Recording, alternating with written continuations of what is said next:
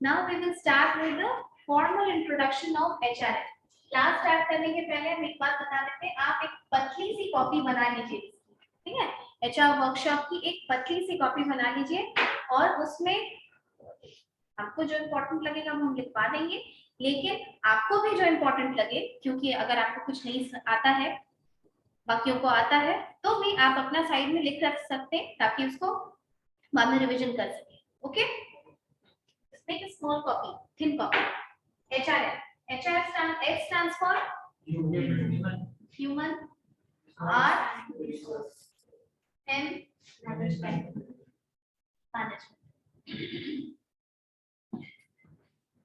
This is human. This is us. आप लोग जो ऑर्गेनाइजेशन में बीकॉम करने के बाद जाएंगे या मास्टर्स करने के बाद जाएंगे, कहीं काम करेंगे, एम्प्लॉयड होंगे, वहाँ का ये पार्ट हो गया। होंगे लैंड, लेबर, कैपिटल, एंटरप्रेन्योरशिप हम लास्ट क्लास में बता दिए हैं आपको। Labour active factor of production होता है, बहुत इंपॉर्टेंट। लेबर का मतलब वो लेबर नहीं, लेबर का मतलब वर्कफोर्स, मतलब I am a labour to this organisation. Business के पॉइंट ऑफ व्यू से अगर बात करना है तो ये बताइए, क्या ऑर्गेनाइजेशन में डू वी वर्क इंडिविजुअली और we work in team? How many say individually? Raise your hand. How many say in team? Raise your hand. How many say both? Yes, we work both ways. Huh?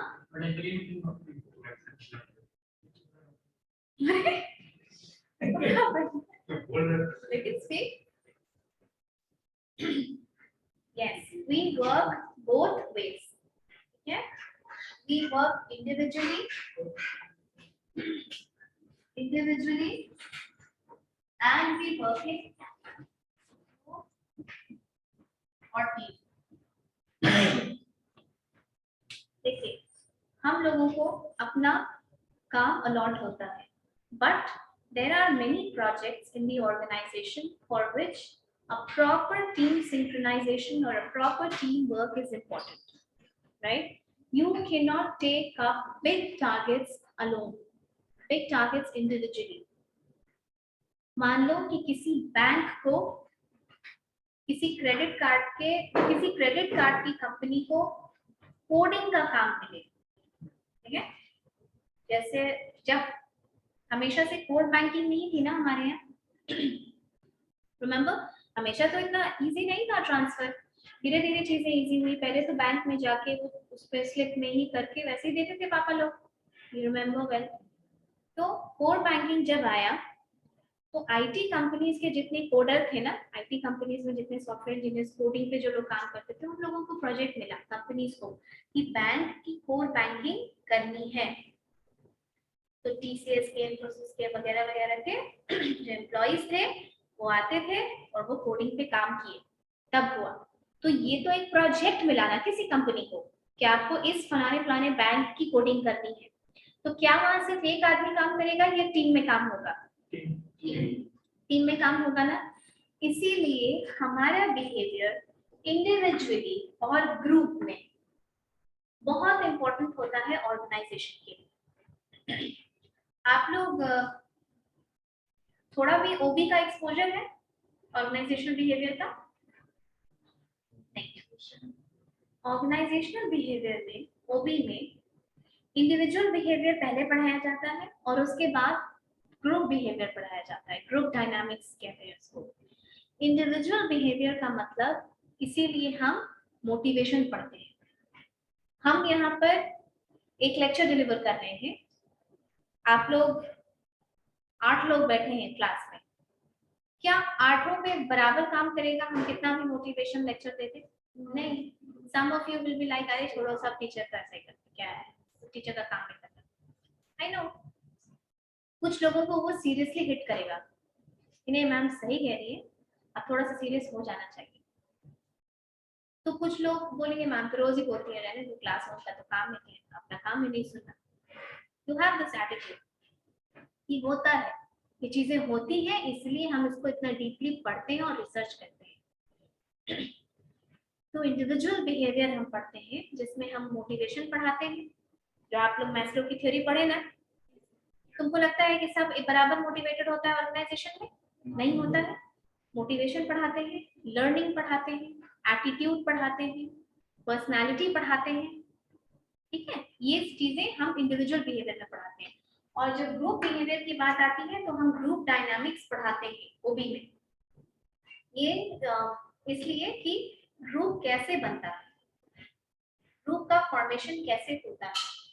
आप जो group बनाए हैं classroom में, जो आपका अपना एक group है फ्रेंड्स का, क्या उसमें कभी कोई बकझक नहीं होती है? होता है, होता है। और तुम बर्दाश्त करते रहते हो। तभी ग्रुप बना हुआ है, बना हुआ है ना।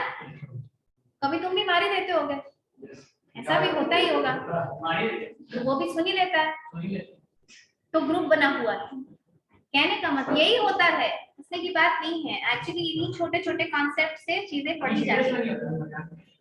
उनको पता है सीरीज में होता तो वहां बैठे थोड़े रहते। तो ग्रुप डायनामिक्स जब पढ़ाते हैं तो इसका मतलब ये होता है कि ग्रुप को फंक्शन करने के लिए, ग्रुप के जो लोग होते हैं मेंबर्स, वो इक्विलिब्रियम बनाते रहते हैं। ठीक है, you have to tolerate few things, you have to comply with certain thing which is going on in the group. होता है कि नहीं? 5 लोगों का कहीं जाने का प्लान हुआ, ग्रुप बना, अब उसमें से एक किचकिच करेगा तो उसको तो सब मार के चुप करा ही देगा ना, चुप रहो यही प्लान होगा ना। I am saying it in good spirit, कैसा ही होगा। तो वो भी शांत होता है कि पूरा ग्रुप जो कंप्लाई कर रहा है उससे हमको भी कंप्लाई करना। This is how a group is formed and this is how a group remains. किसी ऑर्गेनाइजेशन के फंक्शन के लिए इंडिविजुअल का परफॉर्मेंस ग्रुप बिहेवियर में भी अच्छा होना बहुत जरूरी होता है। आपको बहुत सरप्राइज होगा ये बात जान करके कि जब परफॉर्मेंस अप्रेजल होता है तो कभी कभी आप कंपेयर करेंगे कि आप तो बहुत आपको लगेगा कि आप अपने ऑर्गेनाइजेशन में जो लोग काम कर रहे हैं, मैं तो उससे बेहतर था, मैंने ज्यादा टफ प्रोजेक्ट हैंडल किया, मैं थ्रू आउट रेगुलर था, आई वॉज ऑलवेज, मैंने छुट्टी नहीं ली, how come my rating is less than his rating.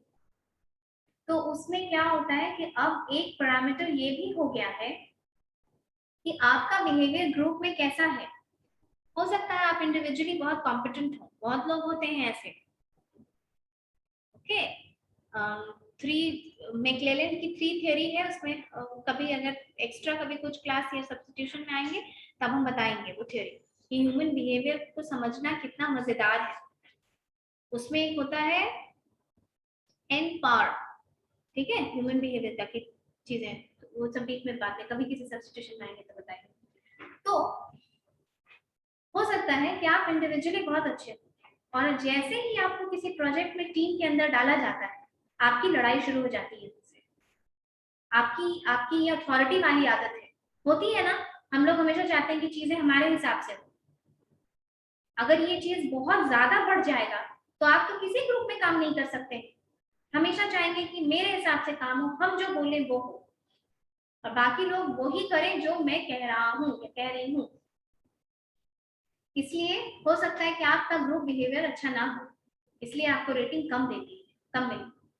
And in modern era, अभी के टाइम पे organizations, they are mostly functioning in teams and groups, so your behavior in team or group is very very important. Okay, next is resource. You know, because you're an active factor of production, so you become resource to an organization. And the very fact that even if you copy the entire factor of production from one organization to another, you cannot copy the intellectual set, the intellectual capital, which is the human resource. आपको समझाया थे कब student वाली बात बोल के? तो वैसा ही एम्प्लॉय होता है, क्लासरूम वही, एसी वही, पंखा वही, टीचर वही, सब्जेक्ट वही और डिलीवरी वही, लेकिन there is something about you which will make you different from the other class. The same happens with the employees also. That is why so much of attention is being paid in today's time to retain the manpower, to enhance the skill set of manpower, to continually upgrade the manpower who is already present in the organization. You getting my point? Resource and then management. उनको manage करना, तो उनको manage करना है, किस किस तरीके से मैनेज होते हैं वो लोग बताइए। आपको क्या लगता है कि मैन पावर को कैसे मैनेज किया जाता है? Very good, very good, very good, बताओ और बताओ, और लोग बताओ। Allocation according to the skills. Yes, हाँ, Appreciation. appreciation, good, she said also. हाँ, तो good. Allocation according to the skills. हाँ, बहुत इम्पोर्टेंट है कि आप मैन पावर प्लानिंग करिए। Man power planning is very very important. तुम बीकॉम के स्टूडेंट हो और तुमको 10th पास का काम दे दिया जाए ऑर्गेनाइजेशन में, पैसा कम नहीं मिलेगा, पैसा भी तुमको बीकॉम के ही हिसाब से मिलेगा जो एक ग्रेजुएट को मिलना चाहिए। क्या तुमको काम में मन लगेगा? क्या तुम्हारा अंडर यूटिलाइजेशन नहीं है? तुम उससे ज्यादा काम करने के योग्य हो और ऑर्गेनाइजेशन का मैन पावर प्लानिंग या ह्यूमन रिसोर्स मैनेजमेंट इतना पुअर है कि तुम्हारा अंडर यूटिलाइजेशन किया जा रहा है, वो तो नुकसान करा रही है अपना। समझ आई बात? ठीक है, अब हम बताते हैं अच्छे से। चलो, कुछ आइडिया है तुम लोग को मैन पावर का मैनेजमेंट कैसे होता है। सबसे पहला फंक्शन क्या होगा ह्यूमन रिसोर्स के लिए? आप अगर इंटरव्यू देने जाते हैं, सबसे पहले क्या किया जाता है? रिक्रूटमेंट, रिक्रूटमेंट होता है। सेकेंड, आपको ले लिया गया, फिर पहले आपका प्रोक्योरमेंट हुआ। प्रोक्योरमेंट माने रिक्रूट किया गया, प्रोक्योरमेंट ऑफ रॉ मटेरियल सुने हो ना? पहले आपको प्रोक्योर किया गया, आप प्रोक्योर किए तो आप तो रॉ ही मटेरियल है बिल्कुल ऑर्गेनाइजेशन के लिए। आपको ट्रेन किया जाएगा, which means you are being developed. यानी क्या आया second step? Procurement, then development. तो being developed how? By providing training. ना एक ही बार ट्रेन करके आपको जिंदगी भर के लिए तो नहीं छोड़ दिया जाएगा। आपको ट्रेन कर दिया गया, पर ट्रेनेबिलिटी कितनी है ये तो आपके परफॉर्मेंस पे ही पता चलेगा ना। एक बैच में 250 लोगों को मैनेजमेंट ट्रेनिंग में होता है, सब जीएम बन जाते हैं क्या? नहीं बनते हैं ना। So it depends upon your own skills also, due to which development में आपका परफॉर्मेंस अप्रेजल भी होगा, आपका परफॉर्मेंस जज होगा कि आप कैसा परफॉर्म किए। तो performance appraisal is also one means of how you are developed. Then maintenance, आपको डेवलप कर दिया गया, आपको ट्रेन कर दिया गया, अब क्या? अब तुम ट्रेन हो गए, अब तुम जाओ। ऐसा होता है क्या? जब ट्रेन कर दिया तो ऑर्गेनाइजेशन चाहेगी ना कि तुम उसी के पास रहो। हाँ बोलो। सिलेक्शन कम्स विद रिक्रूटमेंट, हम पढ़ाएंगे अभी नेक्स्ट बार, पहला टॉपिक वही टेकअप करेंगे। मेंटेन कैसे किया जाएगा? आपको अच्छा कॉम्पेंसेशन देके, अच्छा पैकेज मिलेगा तभी ना तुम रिटेन रहोगे। तुमको कितना भी अच्छा ट्रेनिंग दे दे, पैसा देगा ही नहीं, तो तुम कितना दिन तक काम करोगे वहां पे? ओके हाँ, स्किल्स डेवलप तो तुम्हारा हो गया डेवलपमेंट में। नाउ में अरे एवरी टाइम संस्कार से something the entire class starts laughing.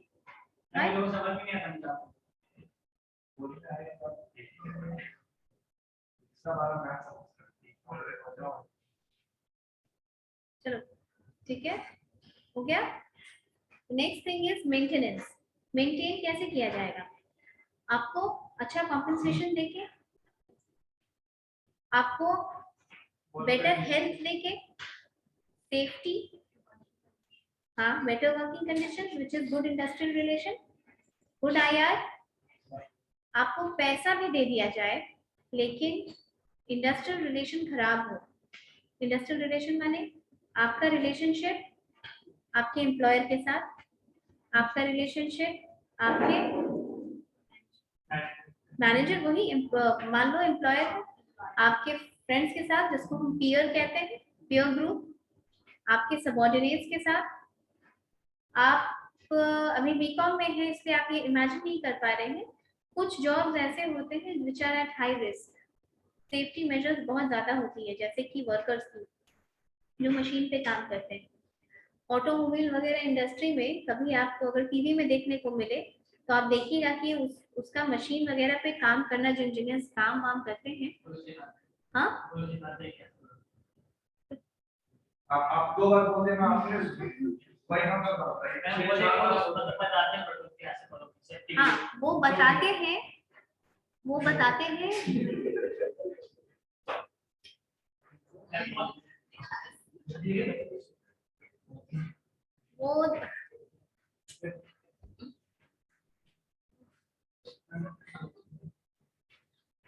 वो बताते हैं, ठीक है, पर डेंजर में तो वो भी है ना। किसी ऑटोमोबाइल का कोई पार्ट है, या मान लो कि कई बार ऐसा होता है कि बहुत भारी भारी सामान पुली से ऊपर ले जाया जाता है, ठीक है, और उसका ब्रेक हो गया, वो मजदूर के ऊपर गिर गया। ये बहुत तरीके का केस आपको एक्सीडेंट वगैरह सुनने को मिला होगा, है ना। और बहुत सारा पार्ट्स होता है, पार्ट्स एंड मशीनरीज होती है जो निकली हुई होती है, ठीक है।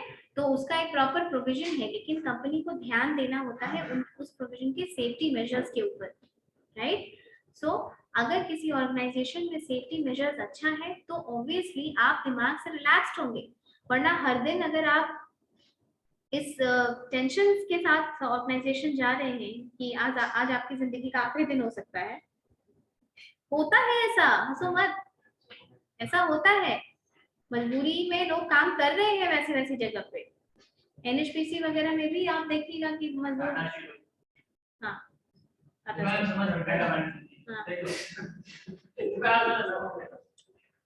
आपको दिखेगा कि सेफ्टी मेजर्स इंडस्ट्री में गुड मेंटेनेंस के लिए जरूरी होता है। इतना सब कुछ किया जाए, आपको रिक्रूट किया जाए, आपको सिलेक्ट किया जाए, आपको ट्रेन किया जाए, डेवलप किया जाए, मेंटेन किया जाए, but what about your control? You have to be controlled also, ठीक है। अगर क्लास में ये डर ना हो कि मैम क्लास में घुसने नहीं देंगी, तो आप कभी टाइम पे नहीं आएंगे, right. This is human nature. Exam ना हो तो आप पढ़ेंगे नहीं, टेस्ट ना हो तो कॉपी भी नहीं पलटेंगे कभी। This is human nature. इस बात में तो एकदम इसको हाँ नो। That is why your control is very important. 3-4 new terms से हम इंट्रोड्यूस कराएंगे आपको जब पढ़ाएंगे कि control is very very important. The control is there in the form of HRIS, Human Resource Information System, HR Accounting and HR Audit. आप अभी तक फाइनेंशियल अकाउंटिंग पढ़े होंगे, फाइनेंशियल अकाउंटिंग पढ़े हैं, ह्यूमन रिसोर्स की भी अकाउंटिंग होती है। ये एक न्यू टर्म है जो कुछ ऑर्गेनाइजेशंस अभी स्टार्ट की हैं। What happens in HR accounting? Your monetary value of human resource is calculated. आप जैसे हम बोल दें कि ये एम्प्लॉय अच्छा है, ये भी अच्छा है, ये थोड़ा सा ज्यादा अच्छा है, तो समझ में आ रहा है क्या? वेग है ना ये चीज। लेकिन अगर पैसे के मामले में हम उसका वैल्यू एस्टिमेट कर दें कि इसका वर्थ 6 लाख हुआ, इस एम्प्लॉय का वर्थ 8 लाख हुआ इस प्रोसेस के हिसाब से, तो आप बेटर समझ पा रहे हैं ना कि कौन सा एम्प्लॉय मेरे लिए कितना वैल्यूएबल है। This is how the HR accounting is done. Now HR audit, HR audit भी बहुत जरूरी होती है। HR audit में कई बार इंटरनल ऑडिट होता है, कई बार एक्सटर्नल ऑडिट होता है। आप फाइनेंस में भी पढ़े होंगे, ऑडिट पढ़े हो कि नहीं? बाद में पढ़ोगे शायद। इंटरनल और HR ऑडिट में क्या होगा, देखा जाएगा आप टाइम पे कैसे आते हैं, नहीं आते हैं, क्या कुछ गिलवांस है आपको, नहीं है। एक्सटर्नल ऑडिट जब होती है तब उस ऑर्गेनाइजेशन के ह्यूमन रिसोर्स के बारे में जाना जाता है कि जैसे ऑर्गेनाइजेशन ने ये निकाला कि इस बार हम इतना रिक्रूटमेंट करेंगे और हम इस मीन से रिक्रूटमेंट करेंगे, माने ऑन पेपर उस पे ये लिखा हुआ है कि हम इंटरनल रिक्रूटमेंट करेंगे और एक्सटर्नल रिक्रूटमेंट करेंगे। और सही मामले में जब ऑडिट होता है तो पता चलता है कि उसने तो वो सब किया ही नहीं है। उसके बाद सर्वे होता है ऑर्गेनाइजेशन में कि एम्प्लॉय से चुपचाप उनका नाम एनोनिमस रखा जाता है और ये पूछा जाता है कि आप बताइए कि इस ऑर्गेनाइजेशन में क्या गिरवांस है, आपको किस बात से शिकायत है, कुछ है जो which is leading towards your job dissatisfaction, work life balance कैसा है यहाँ पर, सैलरी कैसी है यहाँ पर, इंडस्ट्रियल रिलेशन कैसा है। ऑर्गेनाइजेशन देखो, ट्रेनिंग और डेवलपमेंट ना किसी organisation, it is a cost borne by the organisation, but it is very good if an organisation continually tries to train and develop its people। तो हो सकता है कि वो ऑन पेपर दिखा दे कि हम इतना इतना ट्रेनिंग दिए हैं इस बार अपने लोगों को और इतना पैसा मेरा खर्च हो गया है ट्रेनिंग देने में, और सच में वो किसी को भेजा ही नहीं है ट्रेनिंग करने के लिए। तो ऐसी चीजें होती है, इसलिए ऑडिट जरूरी होता है। पैसे का ऑडिट होता है ना कि क्या कॉस्ट, क्या liability, cash flow, fund flow, सब चीजों के, फाइनेंशियल शीट, बैलेंस शीट, कोई गड़बड़ तो नहीं हुआ, फाइनेंशियल स्टेटमेंट बनता है, सीए को पैसा खिला करके बनवा देती है कंपनी, ये होता है, ठीक है। So this way HRM is carried out in an organisation. अब ये जो हम बताए तुमको रिक्रूटमेंट, नेक्स्ट क्लास में रिक्रूटमेंट पे हम क्लास स्टार्ट करेंगे। अब हम लोग रिक्रूटमेंट एंड सिलेक्शन, इसमें क्लास स्टार्ट करेंगे, ठीक है। आज आप डेफिनेशन लिखिए। एंड वन मोर थिंग, आपको जो जो क्लास में देखिए बहुत सारे examples I don't remember it, तो अगर क्लास में पढ़ाते समय कुछ याद आ जाता है तो हम बता देते हैं, तो I will not dictate that to you. अगर आपको इम्पोर्टेंट लगता है तो आप खुद से लिखेंगे वो सब, okay. Write down. HRM can be defined as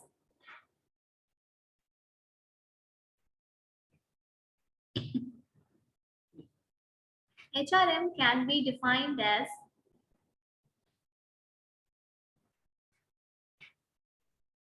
a process of procuring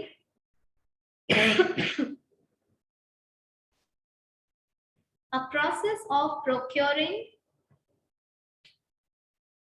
developing and maintaining competent HR in the organization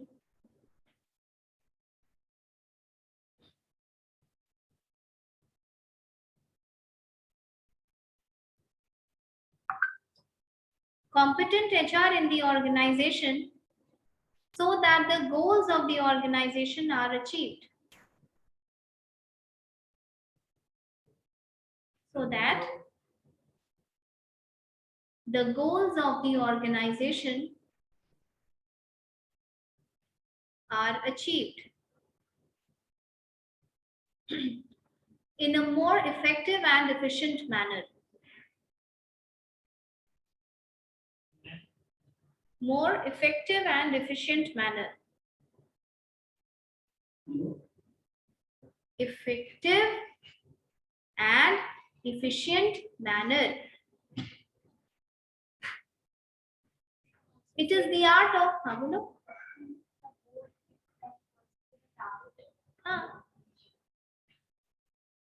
it is the art of managing people at work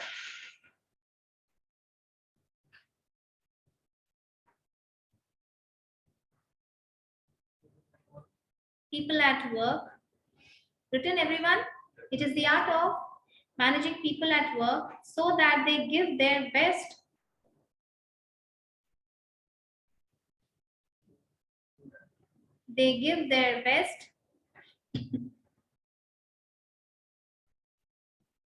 for achieving organizational goal.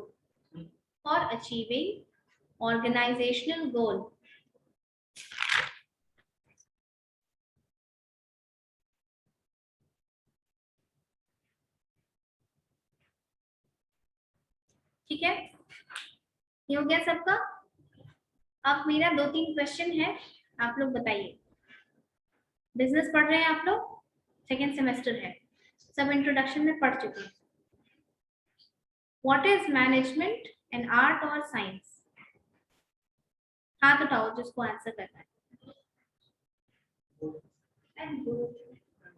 Wait both. अच्छा ठीक है, art only. ये तो सिर्फ art बोल रही है, science सिर्फ कौन बोल रहा है? तुम साइंस बोल रहे हो, बोथ कौन बोल रहा है? तुम कुछ नहीं बोलोगे, ठीक है रख। Both. Management is both art and science. Why? Tell me, why is it both art and science? Art of management, organization, destroying the organization, how some theory and principle are तुम बताओ, importance in management. you're new in the class? Then I never saw you. What's your name? Nisha. Online तो तुम रहती थी, हाँ? बोलो।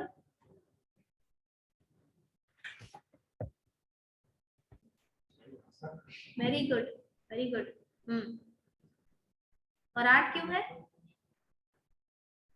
ठीक है, ये याद करने की बात नहीं है, ये सोचने की बात है।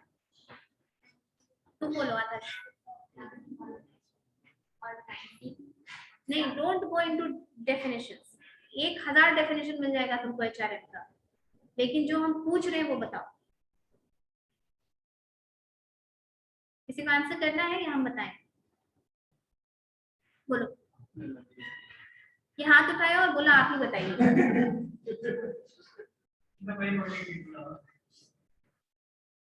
What's your name? Ajay. See, as he said कि मैनेजमेंट का कुछ फंडामेंटल प्रिंसिपल है। 5 प्रोसेस ऑफ मैनेजमेंट क्या है? कंट्रोलिंग। ये है, आप जितने भी दुनिया में जहां भी मैनेजमेंट पढ़ाई होती है वहां इसी प्रिंसिपल पे काम होता है। समझ में आया? इसी प्रिंसिपल पे काम होता है। Yet it is art. क्यों? देखो हम एक एग्जांपल देते हैं। तुम लोग को मान लो प्रिंसिपल्स ऑफ मैनेजमेंट पढ़ाए, पीपीएम के नाम से पढ़ते हो ना तुम लोग? हाँ, अच्छा ठीक है, principles of management, planning controlling, जितना जो पढ़ाया जाता है मैनेजमेंट के बारे में, सबको पढ़ा रहे हैं, सब एक ही जैसे पढ़ रहा है। थ्योरी पढ़ा दी हम तुम लोगों को, समझ गए तुम लोग कि अच्छा इसी बेसिस पे अब काम होता है।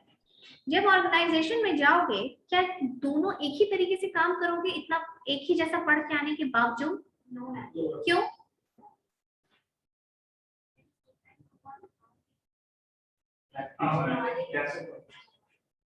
तुम कैसे उन चीजों को इम्प्लीमेंट करते हो इज योर आर्ट,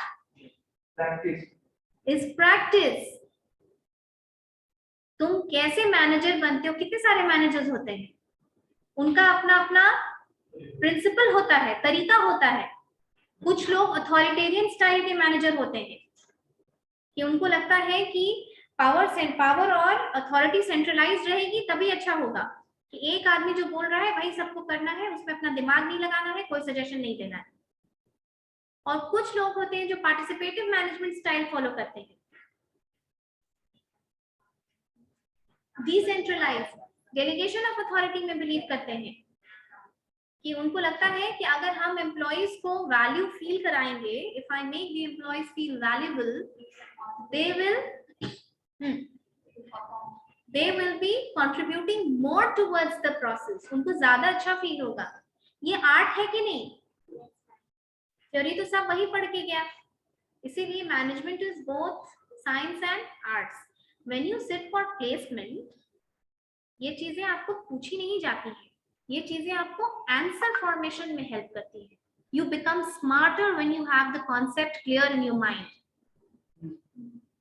ठीक है, आपको कोई और क्वेश्चन पूछा जाएगा, जैसे वो पूछ दे why should I hire you,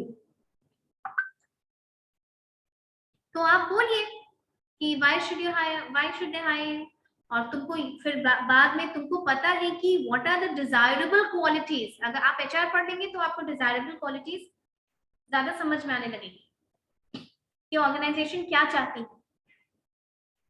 तो आप इनकलकेट कीजिए उस अपने आंसर में कि I think I am comfortable, I can lead a team, I think I have good leadership quality, I can direct a team, and I'm ready to shoulder responsibilities on my own.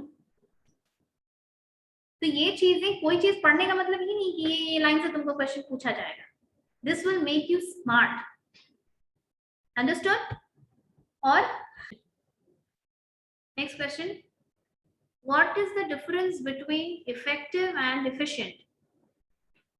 ये दोनों word भी आप बहुत लगातार देख रहे हैं, effective management and efficient management.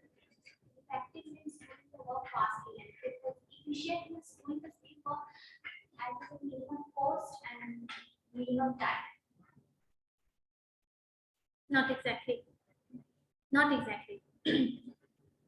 बाकी कोई बात नहीं, keep participating. You learn like this. बाकी लोग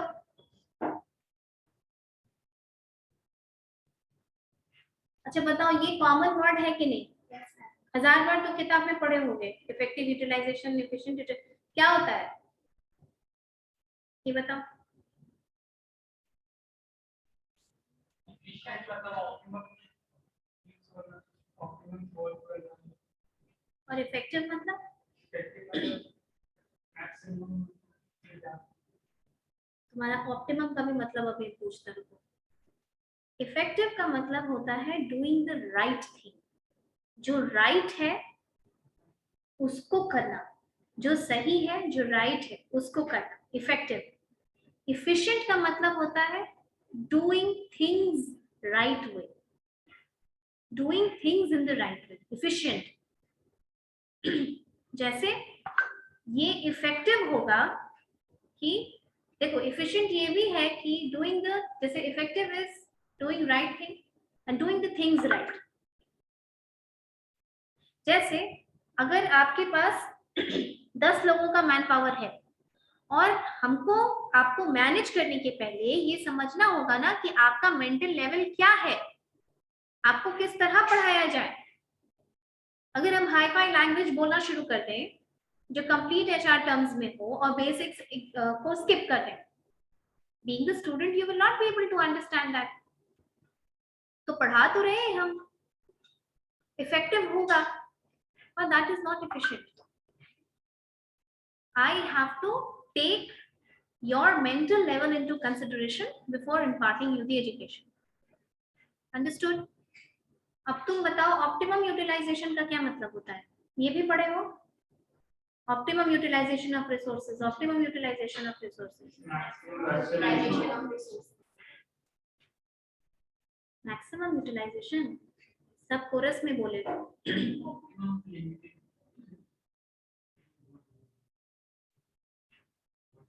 minimum waste of time and minimum waste of time. एक पॉइंट ठीक बोला वो. और बताओ, ऑप्टिमम के बाद में एक पॉइंट ठीक बोला. Why are you so silent? Participate in class. गलत होगा तो कोई बात नहीं है. हाँ देखो, ऑप्टिमम और मैक्सिमम में डिफरेंस होता है. जैसे इंडिया में, हमारी कंट्री में